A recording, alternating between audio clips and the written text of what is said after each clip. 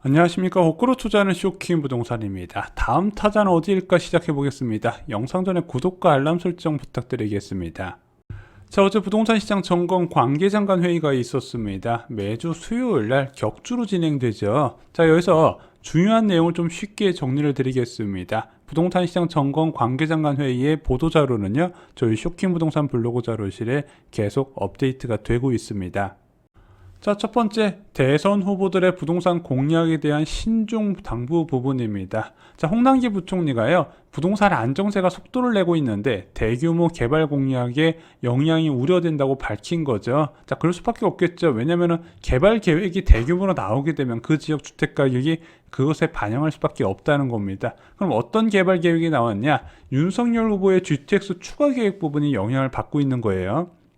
지금 D노선까지 나왔어요. 김포에서 용산까지 연결하는 거. 자, 그런데 용산이 아니라 하남까지 연결하고 그 중간에 강남을 지나가겠다 이렇게 밝힌 거고, 여기에 2노선하고 F노선까지 이야기를 한 겁니다. 자, 그러다 보니까 침체된 경기도 지역 부동산 시장에 기대감으로 작용하고 있어요.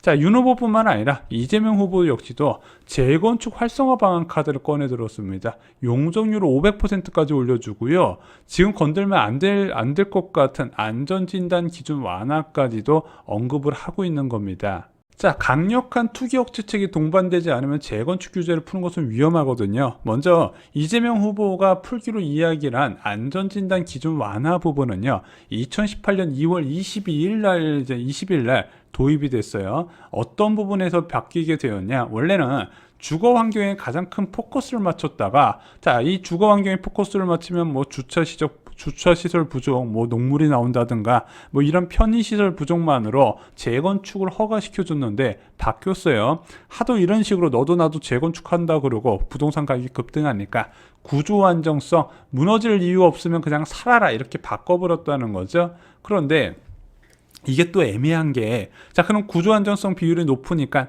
아예 재건축 허가가 안 나고 있나요? 또 안 나는 것도 아니에요. 그냥 대부분 넣으면 10개 넣으면 한 두세 개 정도 통과되는 수준밖에 안 되거든요. 그런데 이거 안전진단 신청하려면 돈이 억 단위로 필요해요. 초기 재건축 사업장에서 이 돈 마련하기가 쉽지 않으니까 사실상 정부에서 초기 재건축 진입을 막아놓은 이제 카드다 이렇게 보시면 될 것 같은데, 이게 만약에 풀리게 되면요, 노원이나 목동 등의 초기 재건축 단지 가격이 급등할 가능성이 크다는 겁니다. 왜냐면 지금 초기 재건축 단지의 가격 상승을 억누르는 요소가 바로 이 안전진단 기준 강화였거든요. 이걸 푼다면 문제가 된다는 거죠. 게다가 용적률 500%까지 확 풀어서 공급 증가에 기여하겠다 이렇게 밝힌 거예요. 자, 그러면은 이렇게 용적률을 500%까지 올리게 되면 누가 혜택을 받냐? 지금 현재 용적률이 200%에서 220%로 재건축하기도 뭐하고 리모델링하기도 뭐한 분당 등 1기 신도시하고요. 그리고 강남에 또는 서울 지역에 있는 15층 이상 고층 재건축 아파트의 사업성이 크게 좋아지게 됩니다. 자, 이 사업성이 좋아진다는 건 당연히 토지의 가치가 급등하는 것이고, 그 토지 가치 급등은 주변 아파트 시세도 영향을 주면서 수도권 전체 급등을 의미하거든요.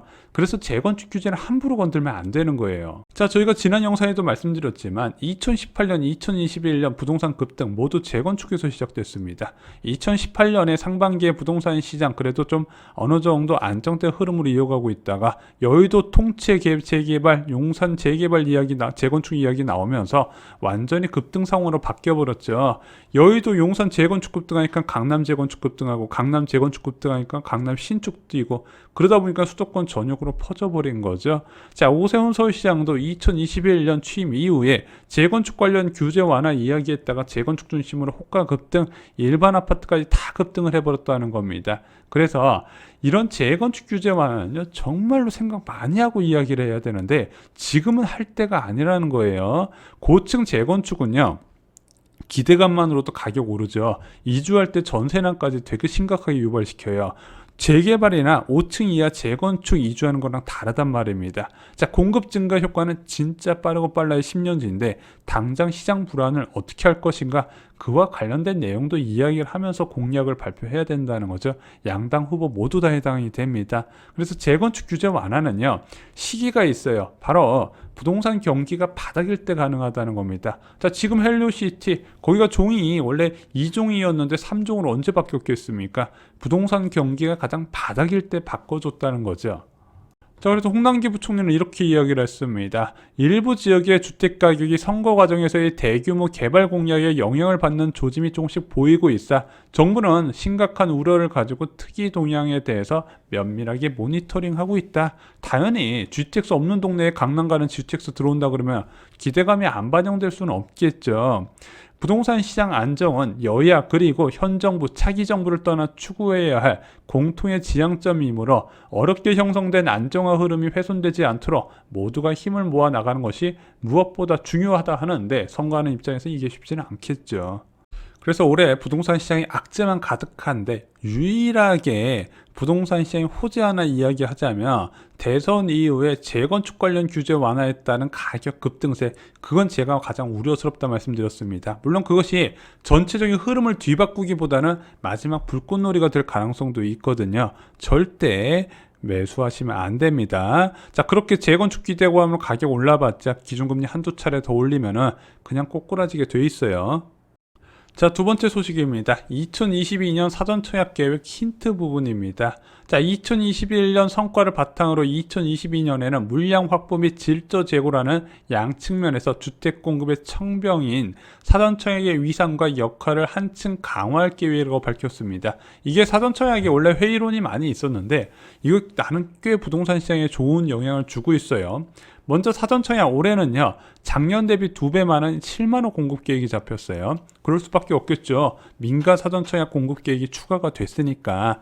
또한 민간 사전청약은 중대형 면적이 많잖아요. 사람들 지금 큰 아파트 좋아하는데 여기서 38,000호나 나온다고 합니다. 그리고 지금 많은 분들이 기다리시는 서울 도심지역 사전청약 최초 실시 4분기에 4,000호 공급 계획도 차질 없이 진행을 한다고 합니다. 뭐 증산 4구역이 얼마 전에 언론 보도를 통해서 뭐 투기 의혹이 있는데 제가 볼 때는 무슨 이게 뭐 개발 계획이 정보가 유출돼 가지고 뭐 LH공사 뭐 직원들이 투자하고 그런 개념은 아니에요. 그냥 앞으로 개발이 확대될 가능성이 있어 보이기 때문에 투자자가 유입된 건데 그거는 어디나 다 있는 일이에요. 그렇게 걱정 안 하셔도 된다고 생각을 합니다. 자, 매월 사전청약 계획이 있다고 또 발표를 했습니다. 2월에 의왕 고천 6,000호, 그리고 3월에 인천 영종 등 3,000호를 포함해서 매월 사전청약을 실시해서 대국민 체감도를 더욱 제고하겠다. 그러면은 의왕 고천이 사전청약에 있다고 발표한 게 언제다? 민간 사전청약 3차인데 이게 2월 시행으로 밝혀졌고요. 그리고 이제 인천 영종도가 공급되는 게 바로 5차 사전청약이거든요. 이게 3월 계획으로 나온 것 같습니다. 그래서 이번 4차 공공사전청약과 2차 민간사전청약이 거의 동시에 입주자 모집 공고가 발표됐잖아요. 그렇게는 안 되고 한 달 간격으로 진행을 할 것 같습니다. 자, 참고로 올해 사전청약 계획 다 발표된 거 아시죠? 저희 쇼킹부동산 블로그 자료실에 가보시면요, 분양 소식이라는 카테고리가 있습니다. 여기에 민간 사전청약 공급 계획하고요, 2022년 공공분양 사전청약 계획 확정이라는 블로그 글이 있습니다. 여기 보시면은 올해 어떤 아파트들이 공급되는지 다 나와 있습니다. 자, 뭐 공공분양은 괜찮은 게가 좀 많은데 이제 민간 사전청약 같은 경우는 주로 2기 신도시 중심으로 있고요. 이제 3기 신도시 민간 사전청약은 4분기 거의 12월 달 정도 돼야 나오고요. 본격적으로는 내년을 기대를 하셔야 될 것 같습니다. 자, 이 사전청약에서 7만원 넘게 공급되기 때문에 경기도 지역 침체는 이어질 것으로 보입니다. 여러분들이 아시다시피 재작년하고 작년하고 경기도 지역 주택가격이 진짜로 많이 올라갔어요. 자, 왜 이렇게 많이 올라갔냐? 일단은 초저금리 상황에서 전세와 매매 가격 급등이 일어나잖아요. 그런데 청약 공급은 부족하고 경쟁률은 엄청 치솟아요. 자, 그러다 보니까 사람들이 패닉에 빠지면서 기존 주택을 매수하다 보니까 한정된 매물에 수요자가 몰리면서 가격이 급등했는데 이 사전청약 진행되고 나서 패닉 바잉이 없이 사람들이 청약으로 몰린다는 부분이죠. 물론 물리적인 분양까지는 물리적인 공급까지는 많이 남아 있지만 일단 심리적인 부분을 바꾸는데 큰 역할을 하고 있다 보고 있습니다. 자, 세 번째는요, 부동산 관련 유동성 점검입니다. 핵심만 말씀드릴게요. 작년 12월에 가계대출 증가세가 0.2조 원으로 크게 둔화됐다고 발표를 했습니다. 작년에 1월부터 6월까지 평균 월 10조 원 증가였는데 0.2조 원이니까 뭔가 고무적이긴 하죠. 그리고 기재부는 연간으로 7.1% 가계부채 증가세가 이어졌는데 전세대출 증가분을 제외하면 관리 목표 범위 내에서 유지하고 있다, 우리 잘하고 있다 이렇게 밝힌 거고요. 또한 이제 신년이 되면서 가계대출 목표 금액이 초기화가 되잖아요. 리셋이 되면서 다시 은행들의 가계대출 여력이 확보됐고 실제 작년 1월 1일 내에도 신용대출이 재개가 되니까 엄청난 대출 수요가 몰렸었거든요. 그것을 굉장히 많이 우려했었는데 우리가 확인해봤다. 1월 1일부터 14일 기준으로 봤더니 작년 동기간 대비 30% 수준인 1.2조 원밖에 안 늘어났더라. 걱정하지 말아라. 이렇게 이야기를 한 겁니다. 저는 이렇게 부동산의 이제 대출 관련 수요가 줄어든 거는 부동산이나 주식 등의 상승 기대감이 사라졌기 때문이다. 이렇게 이제 해석을 하고 싶습니다. 자, 추가로 DSR 규제 강화도 기대하는 부분을 밝혔습니다. 올해 7월부터 이제 1억 초과 차주도 바로 적용이 돼버리죠. 자, DSR 규제 좀 쉽게 말씀을 드릴게요. 그냥 주택담보대출과 신용대출을 동시에 받는 차주를 이제 제한하기 위한 것이다. 이렇게 보시면 될 것 같아요. 그래서 소득 대비 이제 원리금과 이자 상환액이 40% 안 넘게 관리를 하겠다는 건데 솔직히 신용대출 하나 받는다고 또는 주택담보대출 하나 받는다고 그게 문제되지는 않거든요. 다중채무자한테 문제가 되는 게 바로 이 DSR 규제 부분입니다. 그러면은 이 다중채무자가 어디 많냐? 주로 9억 초과 고가주택이 많거든요. 9억 초과 고가주택 실수요자가 이렇게 영끌에서 신용대출과 주택담보대출 받는데 그것을 못 받을 확률이 커졌기 때문에 앞으로 서울 지역의 거래량 감소가 이어질 것으로 예상할 수 있는 겁니다. 자, 근데 제 생각이지만요, 2022년은요, 역대급으로 적은 대출 증가세를 보일 가능성이 있습니다. 왜냐면 어차피 이게 부동산 상승 기대감과 연계가 된 부분이거든요. 자, 그런데 이제 어느 정도 조정이 되면 부동산 시장은 반등하려고 한번 애를 쓸 겁니다. 근데 부동산이 반등하는 타이밍마다 기준금리가 인상이 될 거거든요. 그래서 지금 벌써 1월 달에 금리 올렸고 올해 말에 2% 가까이 올린다는 얘기가 있습니다. 아무리 못해도 두 차례 더 올려서 1.75% 맞출 거예요. 그러면 이렇게 대출금리나 예금금리가 빨리 올라갈 때 부동산 시장에 과거처럼 자금이 들어오기가 쉽지는 않는 부분이거든요. 게다가 지금 한국의 긴축뿐만 아니라 미국의 긴축도 신경을 많이 써야 되거든요. 자, 지금 이 영상을 찍는 과정에서도 미국 10년물 국채 수익률이 1.9% 수준까지 올라간 상황입니다. 자, 지금 3중고죠. 일단은 첫 번째 금리 인상도 3월 달로 앞당겨졌는데 이 3월 달에 앞당겨졌을 때 그냥 0.25% 올리는 게 아니라 0.5% 올릴 것이다. 게다가 양쪽 긴축도 당겨질 것이다. 또한 올해 4차례가 아니라 5차례, 6차례 올릴 것이다. 이런 공포스러운 이야기가 계속 나오다 보니까 채권 시장이 지금 패닉에 빠진 상황이죠. 그런데 이런 상황에서 워낙 한쪽 방향으로 쏠렸기 때문에 연준 이사들이 좀 어느 정도 진정을 시켜줘야 되는데 지금 또 블랙아웃 기간이에요. 1월 FOMC가 25일부터 26일까지 있다 보니까 따로 언급을 못하게 되어 있습니다. 그래서 충격을 그대로 받고 있고 대한민국 증시도 영향을 받고 있는 부분이죠. 자, 그런데 이게 지금 1년 전과 많이 달라졌어요. 증시를 보시면 아시겠지만 오늘처럼 증시가 많이 하락했음에도 불구하고 개인이 매수세가 아니라 마이너스로 들어갔다는 부분이죠. 지금 개인들이 자산시장에 가지는 상승 기대감이 주식이든 부동산이든 계속 하락하고 있다는 겁니다. 그래서 제일 먼저 채권 시장이 폭격 맞았고 그 이후에 지금 주식 시장에서 큰 영향을 받고 있는 상황입니다. 야, 부동산은 괜찮나요? 부동산은 가장 늦게 영향을 받는다 말씀을 드렸죠. 그래서 금리 다 오르고 나서 좀 어느 정도 시차를 두고 반응하는 경우도 있을 정도로 좀 느리게 반응합니다. 그래서 금리 인상 가능성만으로 사람들이 막 집을 갖다 팔진 않아요. 여전히 많은 사람들이 부동산 가격은 오를 거라는 기대감이 있다는 부분이죠.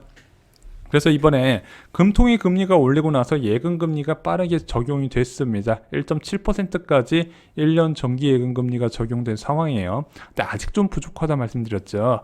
예금금리 앞자리가 바뀌어야 된다. 2%가 찍혀야 되기 때문에 한 차례 금리 인상이 더 필요하다 말씀드렸습니다. 그러면은 전세 가격부터 변화가 나타날 것이고, 전세 가격 변화가 나타나야 진짜 매도자도 팔아야 될 이유가 생긴다 말씀을 드렸습니다. 그래서 올해는 전반적인 약세장이 이어지는데 저는 4분기부터 아무래도 심한 조정이 나올 가능성, 하락장이 나올 가능성을 여러 차례 영상으로 경고를 드렸습니다.